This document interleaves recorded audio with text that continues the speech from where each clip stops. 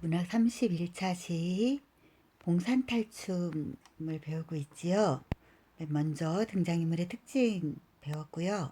지난 시간에 재담 구조 5개까지 배웠습니다. 과정에서 탈춤의 표현 기법들 눈여겨보고 있었고요. 그러면 지난 시간에 배웠던 거 빠른 속도로 점검해 볼게요. 봉산탈춤은 총 7과장까지 있고 우리가 배우고 있는 건 6과장 양반춤이라고 했어요. 맨 먼저 인물 소개했지요. 말뚝이와 외형적 결함을 가진 양반 삼형제 소개받았고요. 특히 결함을 묘사한 이유는 양반들의 불완전한 속성을 부각하여 희화하기 위한 것이라고 했지요. 두 번째, 재담 첫 번째 이야기는 양반의 뜻풀이였어요. 언어 유희를 통해 양반들을 신랄하게 조롱하는 내용이었죠. 재담 두 번째는 담배와 헌화 금지였습니다. 헌화는 수다라고 했지요.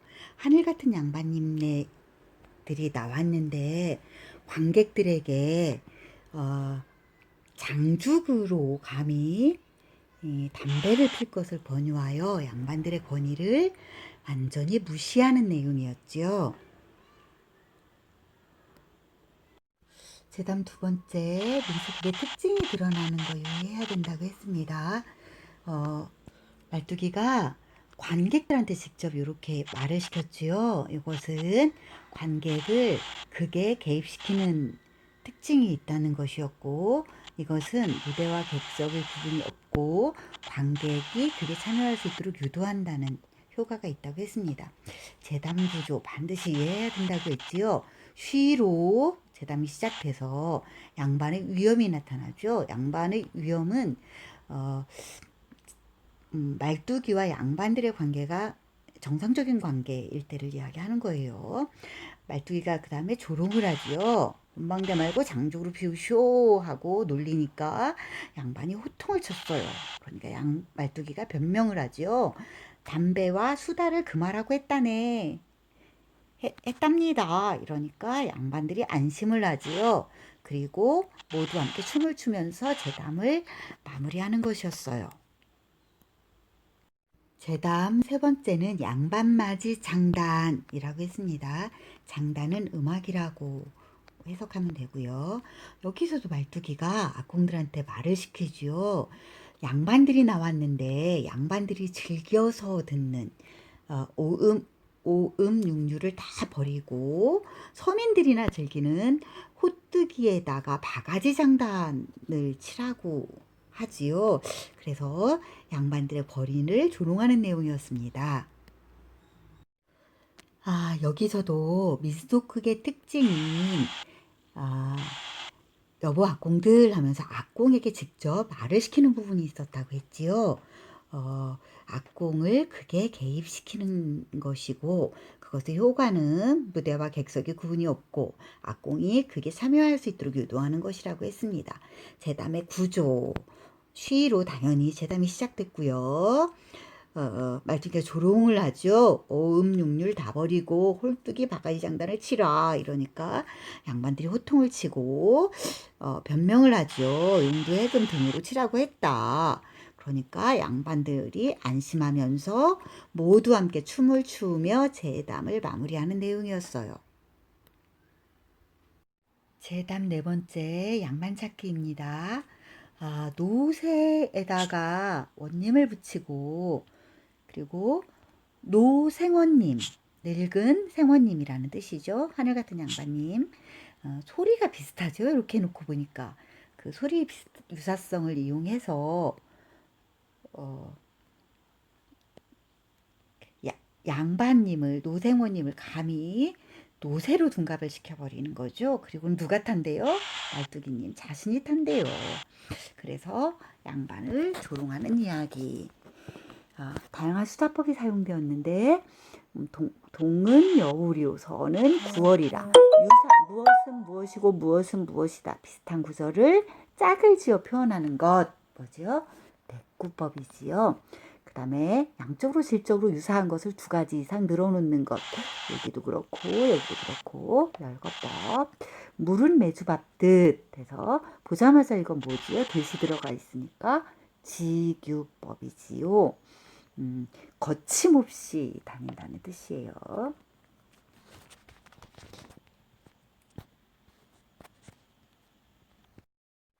그다음 다섯 번째 양반들이 세처 정하기예요. 세처는 사처의 사투리라고 했지요.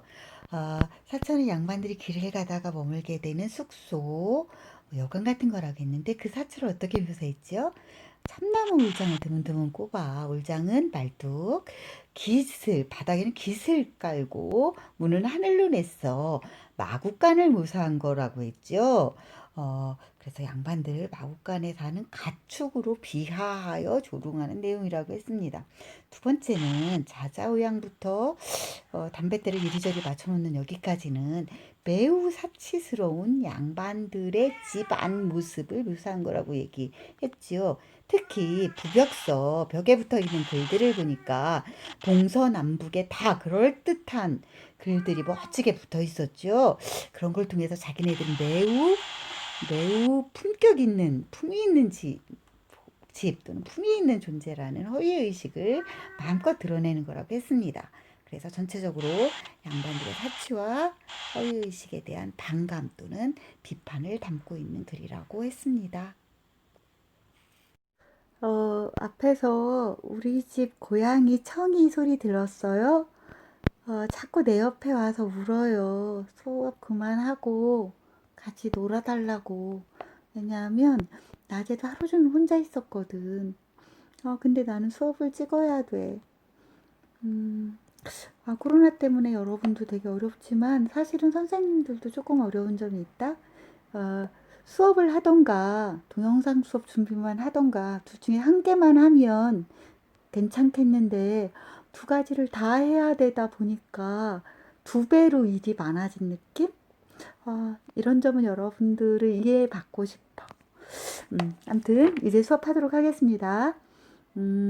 여기 세처정하기에서 채찍을 가지고 원을 그으며 한 바퀴 돌면서 둥그렇게 만들면 그것이 바로 뭐가 돼요? 세처가 되는 거예요. 그래서 특별한 무대 장치 없이 극중 장소를 표현하는 것. 이것이 우리 민속극의 특징이다라는 점 기억해줬으면 좋겠고요. 두 번째, 참나무 울장, 깃, 문을 하늘로 낸 것, 마구간 모습인 거 알지요? 동물 또는 가축으로 비하하여 조롱한 거야. 세 번째, 화려한 양반들의 세처 모습. 부가 많이 축적을 한다는 것은 비정상적인 방법으로 부를 축적한 거지요. 부도덕한 게 있다는 거예요. 그리고 그것으로 사치를 부리는 양반들의 모습을 비판하는 것. 세 번째 수사법 뭐 있었죠? 열거법? 호박 주초에 산호 기둥에 비추 연목에 금파돌이 이런 것 질적으로 양적으로 비슷한 것을 두 가지 이상 늘어놓는 것 뭐라고요? 열거법. 또 집안에 있는 가구들 용장봉장, 궤, 두지, 함농, 반다지 가구들을 두 가지 이상 늘어놨죠. 이것도 열거법. 그 다음에 삼털 같은 담배 보자마자 뭐죠? 같은 이 있으니까 지규법. 새털 같은 담배 지규법. 여기는 대조법도 있었어요. 삼털 같은 칼담배와 거친 담배와 새털 소의 털은 매우 부드럽지요. 부드러운 담배. 그다음 똥물과 꿀물 대조적이지요. 그래서 열거, 지규, 대조를 통해서 표현하려고 하는 내용을 효과적으로 드러낸 정도 하면 되겠다. 그 다음에 숫자가 바뀌었어요. 여기 말뚝이와 양반들이 일시적으로 갈등을 해소하는 방법은 무엇이 있는가? 뭐였죠? 모두 함께 춤을 추면서 갈등이 해소됐는데 이 갈등은 요거 중요해요. 일시적으로 해소될 뿐인 거지요. 그 문제에 대해서만 일시적인 해소. 말뚝이가 변명을 하고 이에 만족한 양반들이 춤을 출 때. 그 다음에 마지막 특별한 무대 장치가 필요해요? 필요 없어요? 필요 없어. 이게 뭐라고? 우리 민속극의 특징이야. 이게 두 군데 정도 나타나요. 하나는 채찍가고 원을 그리면서 세처를 나타내는 것. 두 번째는 세처 방으로 들어간 것처럼 양은 뭐뭐 한 것처럼이에요. 처럼한 것을 말합니다. 네, 이 시간에 배울 학습 내용은 양반들의 무지와 허세를 폭로 비판 또는 풍자하는 것, 글자를 안다는 것만으로 허세와 우월감이 지구의 대기권을 뚫었던 조선시대 양반들을 신랄하게 폭로하고 비판하는 내용입니다. 탈춤의 표현기법 익히면서 공부해 보도록 하겠습니다. 글자놀이 첫 번째, 양반들의 시조읍기입니다. 생원이 쉬 여보게 동생 우리가 본 시 양반이라. 그런데 가만히 있자니 갑갑도 하네. 우리 시조 한 수씩 불러보세. 양반이 시조를 부른다는 것은 글자를 안다는 거예요. 글자를 안다는 것은 시조를 지어서 노래를 부를 수도 있다는 것이죠. 그래서 우리는 매우 유식하고 우월한 존재들이야 라는 과시의 의도가 들어있는 거예요. 서방님, 형님 그거 좋은 말씀입니다. 양반들 시조를 읊는다. 반 남아 늙었으니 다시 젊지는 못하리라. 하하 웃는다. 반 남아는 반 넘게 늙었으니 다시 젊지는 못하리라예요. 탈로가라고 하고요. 탄식할 탄자에 늙을 누자에다 노래 가자. 늙음을 탄식하는 노래라고 하고 주제는 인생무상이라고 해요. 양반 시조 다음에 말뚝이가 자청하여 소리를 난다. 소리는 노래를 옛날에는 소리라고 했어요. 말뚝이가 낙양성 심리허에 높고 낮은 저 무덤에 절세가 이니 그 누구냐 뭐 이런 식으로 민요를 부른 거예요. 여러분, 낙양성은 중국에 있는 지명이지요. 낙양성 옆에는 심리하라는 강물이 흐르고 그 맞은편에는 북망산이라고 하는 산이 있어요. 산에는 높고 낮은 무덤들이 많은데 대부분 누구들이 누워 있냐면 고관, 대작, 옛날에 영웅 호걸이라고 했던 뭐 황제들 그리고 절세 미인이어서 황제의 처첩이 되었던 사람들이 다 거기 누워 있지요. 근데 그 영웅 호걸들이 죽고 나니까 그냥 덩이로 된 그냥 무덤에 불과한 거죠. 인생 무상을 노래하고 있는 민요입니다. 양반들이 불렀던 이 시조와 말뚝이가 부른 이 민요가 여러분들이 보기에는 어떤가요? 질적으로? 나는 말뚝이가 부른 민요가 더 마음에 드는데 더 질적으로 우수한 것 같은데 예 그래서 시조 읽기를 통해서 양반들이 실제로는 유식한 게 아니라 뭐하다? 무지하다. 근데 엄청나게 아는 척을 한다. 척하다를 한자로 허세라고 해요. 뻥친다 또는 척한다를 한자로 이렇게 쓴다고 생각하면 됩니다. 그들의 무지와 허세를 드러내서 조롱하는 거지요. 첫 번째 가겠습니다. 우리가 양반이라 우리 시조 한 수씩 불러보세. 이것은 양반들이 무엇을 유식함 또는 우월함을 과시하려는 의도가 들어있다. 두 번째, 반 남아 늙었으니 다시 젊지는 못하리라. 이건 탈로가이고 주제는 인생무상이다. 내용이 고급한 게 아니고 저급한 내용. 양반들의 무엇을 그렇게 저급한데도 잘난 척하는 허세를 비판한다. 세 번째, 낙양성 어쩌고 요 민요는 성주풀이예요.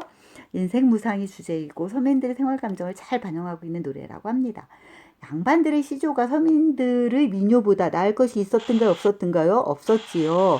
그래서 이 둘의 비교를 통해서 양반들의 허세를 비판하는 내용이었습니다. 글자놀이 두 번째, 양반들의 운자놀이입니다. 생원, 다음은 글이나 한 수씩 지어보세. 그랬어요.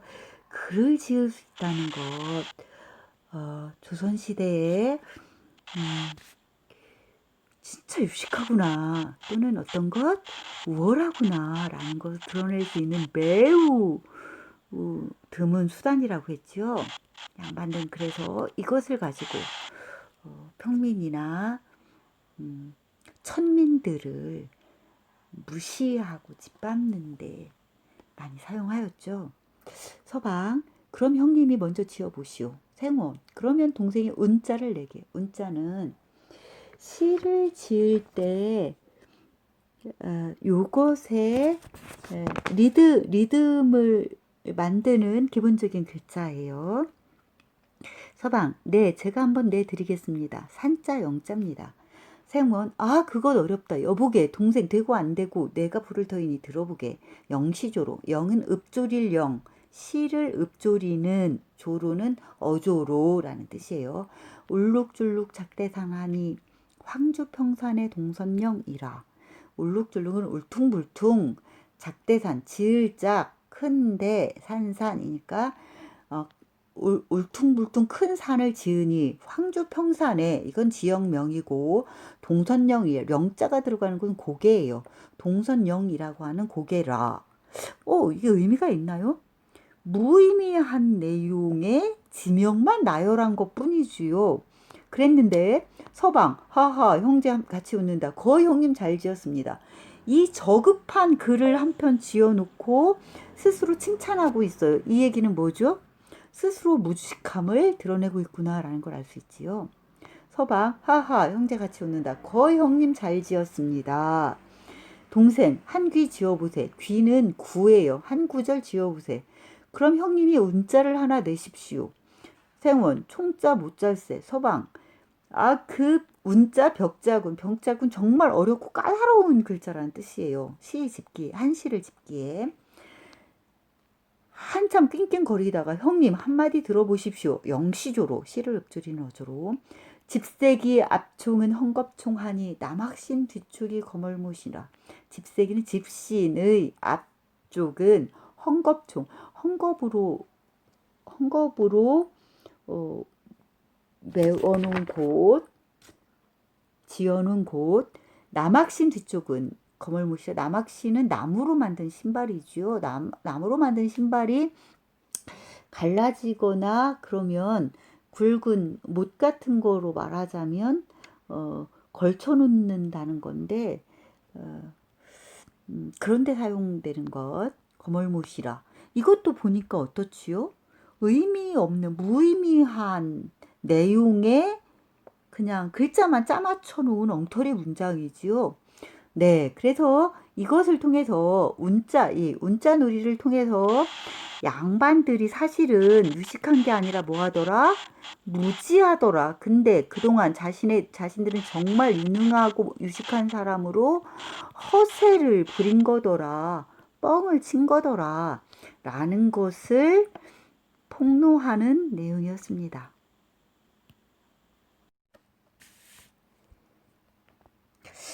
첫 번째, 글이나 한 수씩 지어보세. 이것은 양반들의 유식함을 다시 하려는 의도라고 했죠. 우월감이라고 해도 되고요. 두 번째, 울룩줄룩 작대산하니, 이것은 무의미한 무엇을 나열하고 있어요? 지명을 나열하고 있어요. 스스로 뭐하다? 무식함을 드러내고 있다. 게다가 거영님 잘 지었습니다 하고 그 무의미한 문장을 칭찬까지 해요. 그걸 통해서 더 무지함을 드러내고 있다. 네 번째, 집세기 앞촉은 이것도 별 의미가 있어요, 없어요? 없어요. 없는, 의미 없는 엉터리 문장으로 지은 것. 그걸 통해서 양반들이 무지와 허세를 폭로하는 것이다. 다른 말로 하면 양반의 학식이나 교양의 허구성을 폭로하는 것이다. 라고 하면 되겠습니다. 글자놀이 세 번째, 양반들의 파자놀이입니다.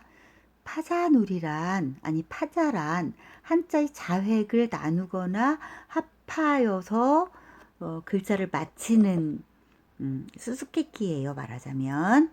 가겠습니다. 생원, 그러면 이번엔 파자나 하여 보자. 주둥이는 하얗고 몸뚱이는 알락달락한 자가 무슨 자냐? 서방 한참 생각하다가 거 운고 옥편에도 없는 자인데 그거 참 어렵습니다. 운고 옥편이란 한자의 운자를 분류하여 풀어놓은 사전이에요. 그 피마자라는 것 아닙니까? 이랬어요. 피마자란 바로 요 나무에서 나는 요 열매예요.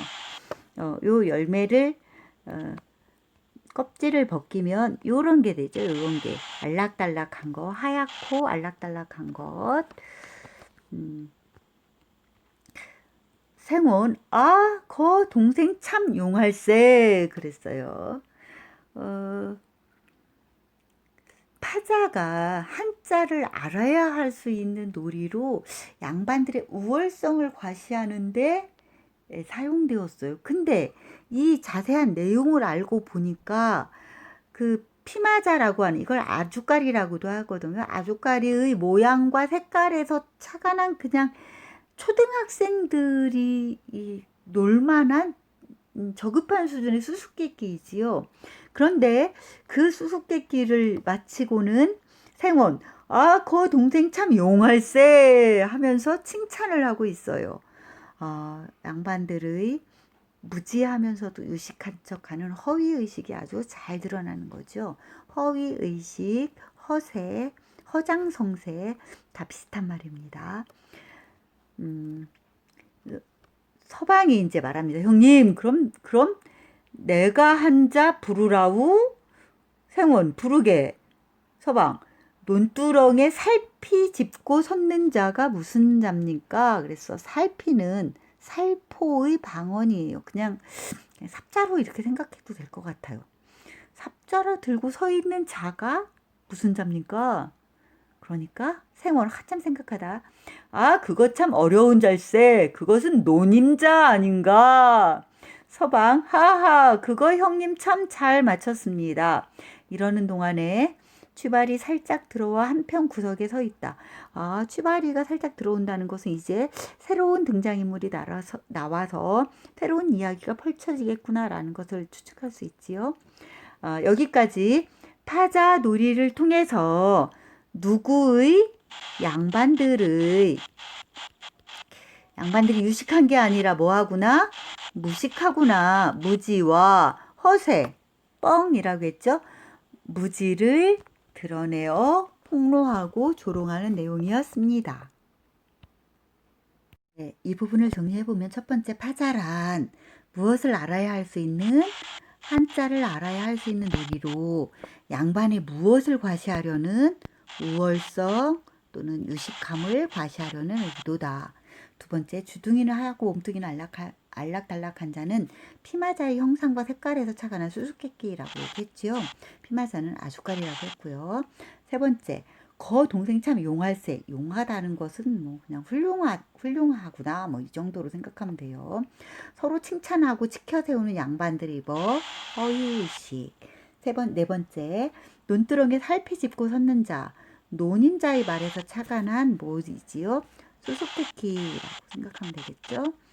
다섯 번째, 취발이 살짝 들어와 한쪽 구석에 서 있다. 새로운 인물이 무엇을 알리는 거예요? 등장을 알림. 그러면 다음 편에서는 다른 이야기가 전개되겠죠. 그동안 재담 5편을 배웠고 그 다음에 이번 시간에 글자놀이 3편을 배웠어요. 글자놀이는 양반들이 정말 무식하구나. 그런데 그동안 많이 아는 척 허세를 부린 거구나. 그래서 양반들이 무지와 허세를 비판 풍자하는 내용이었습니다. 다음 시간에는 취발이라고 해서 조선 후기에 급부상하는 상인 세력, 경제력을 획득한 상인 세력인 취발이를 잡아들여서 이익을 취하는 아주 부패하기 짝이 없는 양반을 비판 풍자하는 취발이 잡아들이기를 배우도록 하겠습니다. 그럼 다음 시간에 만나요. 안녕.